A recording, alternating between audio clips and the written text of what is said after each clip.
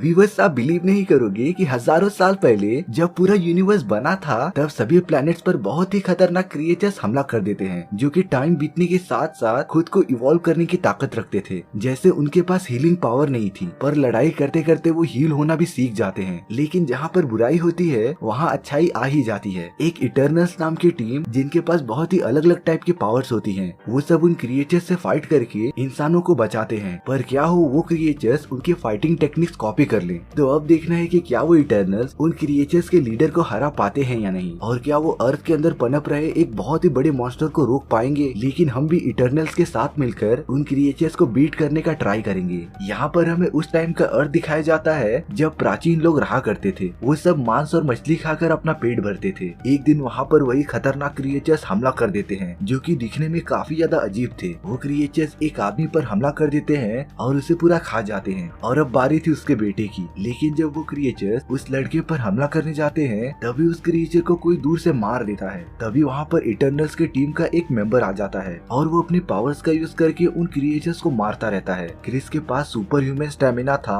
और वो हवा में तेजी से उड़ सकता था, जिसका यूज करके वो उन क्रिएचर्स को मारता रहता है। लेकिन तभी वहाँ पर और भी ज्यादा क्रिएचर्स आ जाते हैं जो वहाँ के लोगों पर हमला करते रहते हैं। तभी इटर्नल्स के बाकी टीम मेंबर्स वहाँ पर आ जाते हैं और वो उन क्रिएचर्स से फाइट करते रहते हैं। उन सभी लोगों के पास अलग अलग पावर्स थी, जो कि सालों के मेहनत के बाद उन लोगों ने हासिल की थी। इटर्नल्स की टीम उन सभी क्रिएचर्स को एक एक करके मारने लगती है और उन्हें खत्म करने में कामयाब भी हो जाती है, क्योंकि अभी वो क्रिएचर्स इवॉल्व होना स्टार्ट नहीं हुए थे और उन्हें इवॉल्व होने में थोड़ा टाइम लगता था, जिसका फायदा इटर्नल्स ने उठाया। लेकिन वहाँ के लोग इटर्नल्स की पावर देखकर उनसे भी काफी ज्यादा डरने लगे थे। लेकिन उनका एक टीम मेंबर जिसका नाम ड्रेक होता है, उसके पास ये एबिलिटी थी कि वो किसी के भी माइंड को कंट्रोल कर सकता था और अपने हिसाब से उन्हें कमांड दे सकता था। तो ड्रेक वहाँ के सभी लोगों का माइंड कंट्रोल करने लगता है और उन्हें ये बताता है कि इटर्नल्स उसके दुश्मन नहीं है, बल्कि वो उनकी मदद करने आए हैं। और इसके बाद वो इटर्नल्स इंसानों के साथ रहना स्टार्ट कर देते हैं और अर्थ पर ही रुक जाते हैं। इटर्नल्स की टीम ने इंसानों को सिर्फ उन क्रिएचर से ही नहीं बचाया था, बल्कि वो इन इंसानों की टेक्नोलॉजी को इम्प्रूव करने के लिए भी हेल्प करते थे। लेकिन इंसान तो इंसान ही थे ना। उन सभी लोगों ने आपस में लड़ाई करना स्टार्ट कर दिया था। लेकिन कभी कभी ड्रेक उन सभी के माइंड को कंट्रोल करके उन्हें रोक देता था।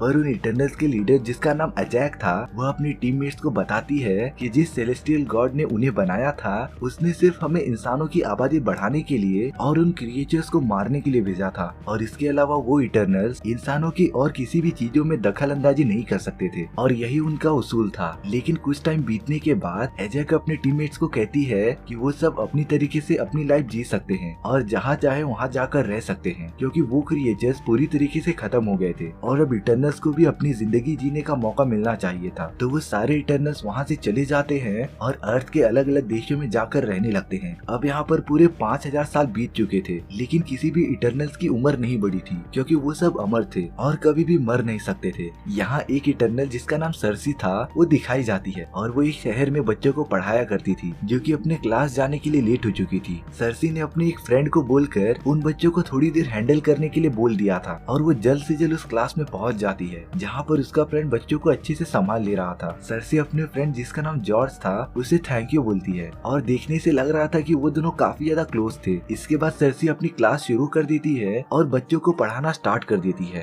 तभी अचानक वहाँ पर भूकंप आने लगता है और सारी चीजें हिलने लगती हैं। सर्सी के एक स्टूडेंट के ऊपर स्टैचू गिरने वाली थी, पर सर्सी अपने पावर का यूज करके उसे मिट्टी में कन्वर्ट कर देती है, जिससे कि वो उन बच्चों को बचा लेती है। मतलब कि सर्सी के पास वो एबिलिटी थी कि वो किसी भी चीज को मिट्टी में कन्वर्ट कर सकती थी। उसी रात सर्सी जॉर्ज के साथ एक पब में मिलती है, जो कि काफी ज्यादा मजे कर रही थी। यहाँ पर एक और इटर्नल थी जिसका नाम स्प्राइट था और उसकी पावर ये थी कि वो किसी भी इंसान का रूप ले सकती थी। स्प्राइट दिखने में काफी ज्यादा छोटी दिखती थी और कोई भी उसे पसंद नहीं करता था, तो इसीलिए वो खूबसूरत लड़कियों में कन्वर्ट हो जाती थी और लड़कों के साथ डेट पर चली जाती थी। पार्टी खत्म होने के बाद सर्सी और स्प्राइट जॉर्ज के साथ जाते रहते हैं। तभी वहाँ पर वही पुराना क्रिएचर आ जाता है और उन सभी पर हमला करने लगता है। सर्सी सभी को वहाँ से भागने के लिए कहती है और अपनी पावर्स का यूज करके उस क्रिएचर को जमीन में फंसा देती है, जिससे कि उन्हें भागने का चांस मिल जाता है। लेकिन सर्सी और स्प्राइट काफी ज्यादा शॉक थे, क्योंकि इन क्रिएचर्स को तो उन लोगों ने 5000 साल पहले ही पूरा खत्म कर दिया था, लेकिन अब वो वापस आ गए थे। उस क्रिएचर ने अपने आप को वहाँ से छुड़ा लिया था और अब वो क्रिएचर उन सभी के पीछे वापस चला जाता है उन पर हमला करने के लिए।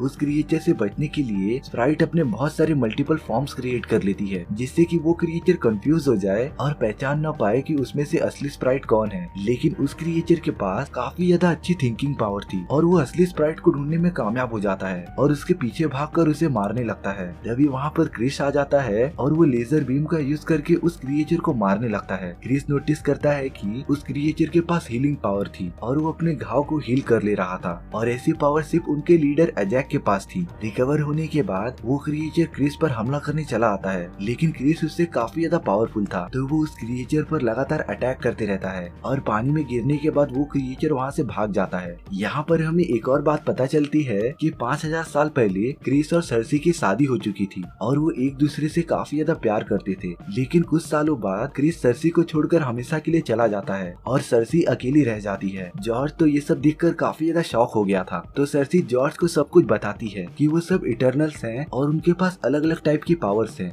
लेकिन जॉर्ज पूछता है कि इससे पहले अर्थ पर बहुत सारी मुसीबतें आई थी, तो तब वो सब कहाँ थे। इसी के जवाब में सर्सी उसे बताती है कि जिस सेलेस्टियल गॉड ने उन्हें भेजा था उसने सिर्फ उन क्रिएचर्स को मारने की परमिशन दी थी और इसके अलावा वो इंसानों के किसी भी चीजों में दखल अंदाजी नहीं कर सकते थे। सर्सी जॉर्ज को गुड बाय कहती है और वहाँ से अपने दोस्तों के साथ चले जाती है। वो लोग अपने लीडर अजैक के पास पहुँच जाते हैं क्योंकि उन्हें अपने लीडर अजैक को इस बारे में बताना था कि वो क्रिएचर वापस आ गए हैं। जब सर्सी और बाकी सब वहाँ पर पहुँचते हैं तो वो देखते हैं कि उनकी लीडर अजैक जमीन पर पड़ी हुई है। वो काफी ज्यादा घायल थी और मरने ही वाली थी। सर्सी समझ जाती है कि अजैक को जरूर उस क्रिएचर ने ही मारा था। अजैक के मरने के बाद उसके मुंह से एक सुनहरी बॉल निकलती है जो कि सर्सी के बॉडी में चले जाती है और अब सर्सी इटर्नल्स के लीडर थी जो कि अब अपने सेलेस्टियल गॉड से बात कर सकती थी। तो अब सर्सी और बाकी सब अपनी पूरी टीम को इकट्ठा करने का डिसाइड करते हैं क्योंकि वो क्रिएचर्स अब दुगनी ताकत के साथ वापस आ गए थे, तो उन सभी को कैसे भी करके उन्हें रोकना पड़ेगा। यहाँ पर वो सब अपने एक टीममेट के पास आते हैं जिसका नाम किंगो था और उसके पास ये पावर्स थी कि वो अपने हाथ से छोटी छोटी गोलियां निकाल सकता था जो कि काफी ज्यादा पावर जनरेट करती थी। किंगो अब बहुत बड़ा एक्टर बन गया था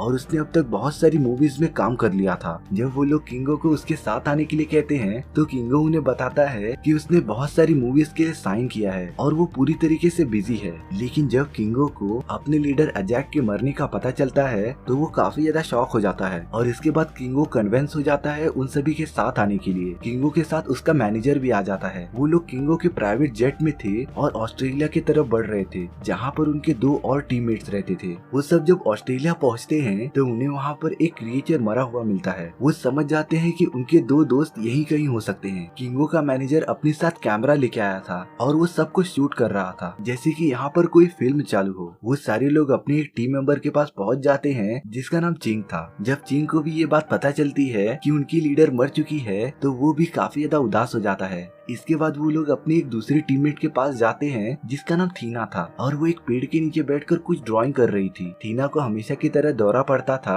और दौरा पड़ने पर वो किसी को भी पहचान नहीं पाती थी और सामने आने वाले सभी लोगों पर हमला करने लग जाती थी। चिंग हमेशा थीना के साथ ही रहता था। थीना अपने पावर का यूज करके अलग अलग टाइप के हथियार बना सकती थी और वो उसी का यूज करके सभी पर हमला करने लग जाती है क्योंकि उसे अभी भी दौरा पड़ रहा था। पर स्प्राइट वहाँ का माहौल चेंज कर देती है और थीना को बताती है कि वो लोग कौन हैं और यहाँ पर क्यों आए हैं। चिंग यहाँ पर थीना को शांत करता है और वो पूरी तरीके से शांत भी हो जाती है। इसके बाद वो सब बैठकर डिनर करने लगते हैं और वो सब लगभग पूरे 5000 साल बाद वापस मिल रहे थे, तो वो अपनी टीम को देखकर काफी ज्यादा खुश थे। लेकिन सर्सी यहाँ पर खाना छोड़कर उठ जाती है और बाहर चले जाती है। सर्सी उसी जगह पर आती है जहाँ पर थीना ड्राइंग कर रही थी और वो अब अजैक की दी हुई पावर का यूज करके अपने सेलेस्टियल गॉड से बात करती रहती है। सर्सी उन्हें बताती है कि वो क्रिएचर्स वापस आ गए हैं और उन सभी ने उनके लीडर अजैक को मारकर उसकी सारी पावर्स ले ली हैं। तभी उनका गॉड सर्सी को बताता है कि अर्थ पर ये सारी अनजान चीजें होना इमरजेंस की निशानी है। सर्सी के पूछने पर कि इमरजेंस क्या है, गॉड उन्हें बताता है कि उसने ही इटर्नल्स को बनाया था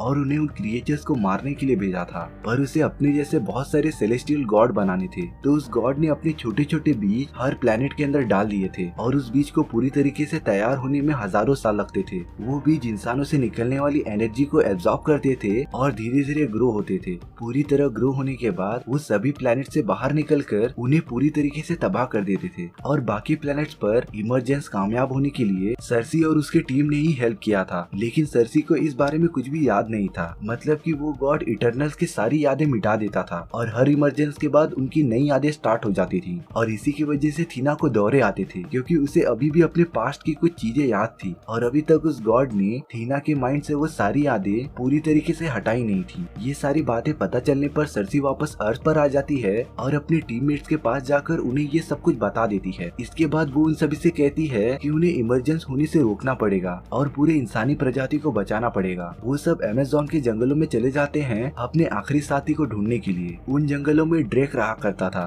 जब उसकी टीम ड्रेक को ये सारी बातें बताती है तब स्टार्टिंग में तो ड्रेक उनकी मदद करने के लिए मना कर देता है और उन्हें बताता है कि उसे नॉर्मल लाइफ जीनी है। पर तभी उनकी टीम पर वो क्रिएचर्स हमला कर देते हैं जो कि पहले से काफी ज्यादा पावरफुल हो गए थे। किंगो यहाँ पर अपनी पावर का यूज करके उन क्रिएचर्स पर फायर करते रहता है और उन्हें दूर फेंकते रहता है। यहाँ पर उन क्रिएचर्स का लीडर क्रिस पर हमला करते रहता है और उस क्रिएचर ने पिछले बार की लड़ाई से काफी कुछ सीखा था। उस क्रिएचर ने क्रिस की फाइटिंग टेक्निक्स को समझ लिया था और उसके सारे पावर्स को जान लिया था। वो क्रिस पर हमला करते रहता है और उसकी सारी पावर्स लेने लगता है। तभी वहाँ पर चिंग आ जाता है और उस क्रिएचर को मारकर दूर ढकेल देता है। चिंग अपने हाथों के पास एक पावरफुल शील्ड बना लेता है जिससे कि वो किसी भी चीजों को रोक सकता था और अपने दुश्मनों को काफी ज्यादा नुकसान पहुंचा सकता था। लेकिन जब चिंग थीना की मदद करता है और उसे बचा लेता है तभी उन क्रिएचर्स का लीडर चिंग पर पीछे से हमला करता है और अपने नुकीले टेंटिकल्स उसके बॉडी में घुसा देता है जिससे कि वो चिंग की सारी पावर एब्जॉर्ब कर रहा था। और सारी पावर्स एब्जॉर्ब करने के बाद उस क्रिएचर के बॉडी में चेंजेस आने लगते हैं और अब वो थोड़ा इंसानों की तरह दिखने लगा था। चिंग की सारी पावर्स चली गई थी तो वो अब मर जाता है। वो सारे क्रिएचर्स वहाँ से चले गए थे और इटर्नल्स की पूरी टीम चिंग के जाने पर काफी ज्यादा दुखी थी। यहाँ पर सर्सी और क्रिस अपने एक और टीम मेंबर से मिलने जाते हैं जिसका नाम फ्रैंक था। और जब वो दोनों फ्रैंक को ये सारी बातें बताते हैं तो वो एक झटके में उनका साथ देने के लिए तैयार हो जाता है। अब वो सारे लोग इकट्ठा हो चुके थे और इराक जाने के लिए निकल पड़े थे जहाँ पर पूरे 500 सालों से उनकी स्पेसशिप जमीन के अंदर दबी हुई थी। उस स्पेसशिप को बाहर निकालने के बाद वो सभी लोग उसके अंदर चले जाते हैं। लेकिन उस शिप में पहले से ही इटर्नल्स की टीम की एक लास्ट मेंबर पहुंच चुकी थी जिसका नाम मकारी था। वो कुछ बोल नहीं सकती थी लेकिन उसके पास बिजली की स्पीड से भागने की पावर थी। इसके बाद फ्रैंक एक डिवाइस बनाता रहता है जिसका यूज करके उसकी टीम अपनी पावर कंबाइन कर सकती थी और उस इमरजेंस को होने से रोक सकती थी। यहाँ पर सर्सी के बॉडी में वो स्टोन ग्लो होने लगता है और इसका मतलब था कि वो इमरजेंस जल्दी होने वाला है। तो फ्रैंक मकारी से वो जगह फाइंड आउट करने के लिए कहता है जहाँ से इमरजेंस स्टार्ट होगा और वो गॉड जमीन से बाहर निकलेगा। मकारी फुल स्पीड में पूरे अर्थ का चक्कर लगाती रहती है और काफी ढूंढने के बाद उसे वो जगह मिल भी जाती है जहाँ से वो इमरजेंस होगा। क्रिस यहाँ पर कुछ अलग ही बिहेव कर रहा था और वो अपने इटर्नल का सूट भी पहन लेता है। क्रिस तभी उस डिवाइस को तबाह कर देता है जिसे कि फ्रैंक ने इमरजेंस को रोकने के लिए बनाया था। और इसके बाद ये पता चलता है कि उनके लीडर अजैक को भी क्रिस ने ही मारा था क्योंकि अजैक को इस इमरजेंस के बारे में पहले से ही पता था और वो इस इमरजेंस को रोकना चाहती थी क्योंकि उसे इंसान काफी ज्यादा अच्छे लगने लगे थे और वो नहीं चाहती थी कि इंसानों की आबादी खत्म हो। और जब ये बात अजैक ने क्रिस को बताई थी तो उसने अजैक को धोखे से उन क्रिएचर्स के पास फेंक दिया था जिससे कि वो क्रिएचर्स अजैक पर हमला करने लग जाते हैं और उसे पूरी तरीके से मारकर उसकी पावर्स एब्जॉर्ब कर लेते हैं। यहाँ पर क्रिस नहीं चाहता था कि इमरजेंस किसी भी तरीके से रुके क्योंकि वो अपने गॉड के अगेंस्ट नहीं जाना चाहता था और उन सभी को जो भी काम मिला है वो उन्हें बखूबी करना चाहता था। क्रिस अपने टीममेट्स को धमकी देता है कि अगर किसी ने भी इमरजेंस को रोकने की कोशिश की तो वो उसे पूरी तरीके से खत्म कर देगा। क्रिस के वहाँ से जाने के बाद उन लोगों के पास अब कोई भी रास्ता नहीं था कि वो इमरजेंस को रोक सके। लेकिन तभी फ्रैंक को आइडिया आता है और वो सर्सी को बताता है कि उसके बॉडी में जो स्टोन है वो उस गॉड से सर्सी को जोड़ता था तो वो स्टोन का यूज करके एक ऐसा यूनिबैंड बना सकते थे जिससे कि उस इमरजेंस को रोका जा सकता था। फ्रैंक सर्सी के बॉडी से वो स्टोन निकालता है और उसका यूज करके एक बैंड बनाता है। इसके बाद वो सब अपने स्पेसशिप को लेकर उस जगह पर चले जाते हैं जहाँ पर इमरजेंस होने वाला था। यहाँ पर क्रिस और स्प्राइट बैठकर उस इमरजेंस को होते हुए देख रहे थे। सर्सी और बाकी सब वहाँ पर आ गए थे और वो उस बैंड का यूज करके एक दूसरे से कनेक्ट हो जाते हैं जो कि उस इमरजेंस को रोकना स्टार्ट कर देते हैं। पर तभी वहाँ पर क्रिस आ जाता है और ड्रेक के ऊपर पावरफुल बीम मार देता है जिससे कि ड्रेक दूर जाकर गिर जाता है। मकारी काफी ज्यादा चिल्लाने लगती है क्योंकि वो ड्रेक को लाइक करती थी और अब वो अपनी फुल स्पीड का यूज करके क्रिस को मारते रहती है। क्रिस ने मकारी को कुछ ज्यादा ही कमजोर समझ लिया था जिसका भुगतान उसे तो करना ही पड़ेगा। मकारी क्रिस को वार करने का मौका ही नहीं दे रही थी और उसे लगातार मारती जा रही थी। सच में क्रिस ने आज तक इतनी मार कभी नहीं खाई थी, वो भी अपनी उम्र से छोटी लड़की से। सर्सी यहाँ पर उस इमरजेंस को रोकने अकेले ही चले जाती है और बाकी इटर्नल साथ मिलकर क्रिस के साथ फाइट करते रहते हैं और उसे काफी ज्यादा मारते हैं। वहाँ पर उन क्रिएचर्स का लीडर भी आ गया था और वो उन इटर्नल्स पर हमला करते रहता है। मकारी यहाँ पर तेजी से उस क्रिएचर के चारों ओर घूमने लगती है पर वो क्रिएचर मकारी को मारकर उसकी पावर्स लेने की कोशिश कर रहा था। तभी फ्रैंक उस क्रिएचर पर हमला कर देता है और उसे मकारी से दूर ढकेल देता है। वो क्रिएचर का लीडर एक गुफा में चले जाता है। फ्रैंक अपने पावर्स का यूज करके क्रिस को रोक लेता है और उसे एकदम लॉक कर देता है। सर्सी यहाँ पर उस माउंटेन के पास आ गई थी और वो उस इमरजेंस को रोकना स्टार्ट करने वाली थी। तभी स्प्राइट वहाँ पर आ जाती है और सर्सी के पेट में एक वेपन मार देती है, जिससे कि सर्सी काफी ज्यादा घायल हो गई थी। स्प्राइट यहाँ पर सर्सी को बताती है कि उसे इंसान बिल्कुल पसंद नहीं और वो पूरे इंसानों की प्रजाति को खत्म कर देना चाहती थी। और तभी वहाँ पर ड्रेक आ जाता है और स्प्राइट के सर पर मारकर उसे बेहोश कर देता है। यहाँ पर थीना उस क्रिएचर के पास आ गई थी और वो क्रिएचर थीना को हिप्नोटाइज करता रहता है और चींक की आवाज में उससे बात करता रहता है। वो थीना को पकड़कर उसकी सारी पावर्स एब्जॉर्ब करने लगता है। पर तभी थीना को होश आ जाता है और वो उस क्रिएचर को अपने वेपन का यूज करके पूरी तरीके से काट देती है और वो क्रिएचर मर जाता है। यहाँ पर वो इमरजेंस स्टार्ट हो गया था और अर्थ के अंदर से वो सेलेस्टियल गॉड बाहर निकल रहा था। चारों तरफ पूरी तबाही होने लगी थी। सर्सी यहाँ पर अकेले ही उस गॉड को रोक रही थी और उसे पत्थर में कन्वर्ट कर रही थी। क्रिस यहाँ पर आजाद हो जाता है और तुरंत सर्सी को रोकने के लिए चला जाता है। वहाँ पर आने के बाद वो सर्सी पर हमला नहीं कर पा रहा था क्योंकि वो सर्सी से अभी भी प्यार करता था और उसे सर्सी के साथ खूबसूरत बिताए हुए पल याद आ जाते हैं। क्रिस अब सर्सी के साथ हो गया था और अब वो दोनों मिलकर इमरजेंस को रोकना स्टार्ट कर देते हैं, जिससे कि वो सेलेस्टियल गॉड पूरी तरीके से जम जाता है और बाहर निकलने से पहले ही मर जाता है। ये सीन दिखने में काफी ज्यादा खतरनाक दिख रहा था। जरा सोचो कि अगर वो सेलेस्टियल गॉड बाहर निकल जाता तो अर्थ का क्या होता, पर लकीली अब अर्थ पूरी तरीके से बच गया था। क्रिस यहाँ पर सर्सी से माफी मांगता रहता है कि उसने बहुत बड़ी गलती कर दी और अब वो उन सभी से कभी नहीं मिलेगा। क्रिस अपने आप को पनिशमेंट देना चाहता था, इसीलिए वो तेजी से उड़ता हुआ सन की तरफ जाता है और उसके अंदर पूरी तरीके से गायब हो जाता है। इसके बाद सर्सी अपने बाकी टीममेट से मिलती है और वो सब अब पूरी तरीके से जीत चुके थे और हमारी ये स्टोरी यहीं पर खत्म हो जाती है। सो व्यूअर्स, आपको ये स्टोरी कैसी लगी प्लीज कमेंट सेक्शन में बता दो और अगर आपको मेरा एक्सप्लेनेशन 1% भी अच्छा लगा हो तो वीडियो को लाइक एंड चैनल को सब्सक्राइब जरूर कर लेना, क्योंकि इससे मुझे मोटिवेशन मिलता है आपके लिए इसी तरीके की मजेदार स्टोरीज लाने के लिए। तो मिलते हैं नेक्स्ट वीडियो में। सी या।